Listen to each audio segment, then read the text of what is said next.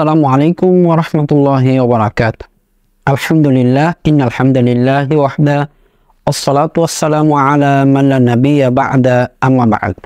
প্রিয় বন্ধুগণ, আমাদের সমাজে পাড়া প্রতিবেশী, ভাই বন্ধু এবং আত্মীয় স্বজন অনেকদিন মুখেই শোনা যায় এমন কিছু প্রচলিত বাক্য যেটা প্রকৃতভাবে কুফরি বাক্য। তো সেই বাক্যটি হচ্ছে, অনেককে বলতে শোনা যায় বিসমিল্লাতে গলদ। আসলে কাজের শুরুতেই ভুল হয়েছে, এটা আমরা বিসমিল্লাহকেই গলদ বলে চালিয়ে দিয়েছি, যেটা কুফরির সমতল। আল্লাহ সুবহানাহু ওয়া তাআলার পবিত্র কোরআনের একটি আয়াতের অংশ হচ্ছে বিসমিল্লাহ, যেটা সবসময় শুদ্ধ এবং আল্লাহ সুবহানাহু ওয়া তাআলার বাণী। এটাকে গলদ বলার কোনো সুযোগ নেই। যদি এরকম কেউ বলে থাকে তাহলে সে কুফরি করবে। এছাড়াও আমাদের যখন রোগ বালা মুসিবত এবং অনেক সমস্যা আমরা পড়ে যাই, তখন উদ্ধার হওয়ার জন্য আমরা বলে থাকি যে আল্লাহও লাগে, হিল্লাও লাগে। এই কথাটি একটি কুফরি বাক্য। আল্লাহ সুবহানাহু ওয়া তাআলা একাই যথেষ্ট, একাই ইনি আমাদের রব এবং ইনি একাই আমাদের উদ্ধারের জন্য যথেষ্ট এবং রোগ বালা মুসিবত থেকে হেফাজত করার জন্য যথেষ্ট। তা আমরা যদি কেউ এরকম বলে থাকি, অবশ্যই আমরা তা কুফরি করব।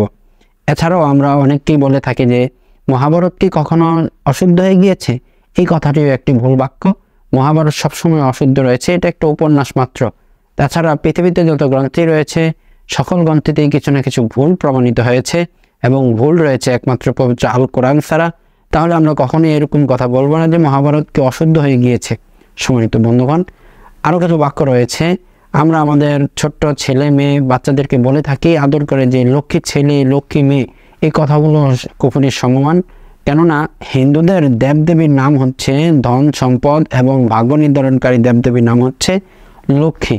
তো এই লক্ষ্মী বলে আমরা আমাদের ছেলে মেয়েকে সম্বোধন করব না, এটা হারাম। কেননা এটা হিন্দুদের দেবদেবীর নাম এতে সংযুক্ত রয়েছে। আল্লাহ সুবহানাহু ওয়া তাআলা এই সমস্ত এই জাতীয় বাক্য থেকে আমাদেরকে হেফাজত করুক এবং কুফরি থেকে হেফাজত করুক।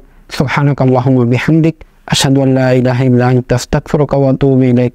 আসসালামু আলাইকুম ওয়া রাহমাতুল্লাহি ওয়া বারাকাতুহু।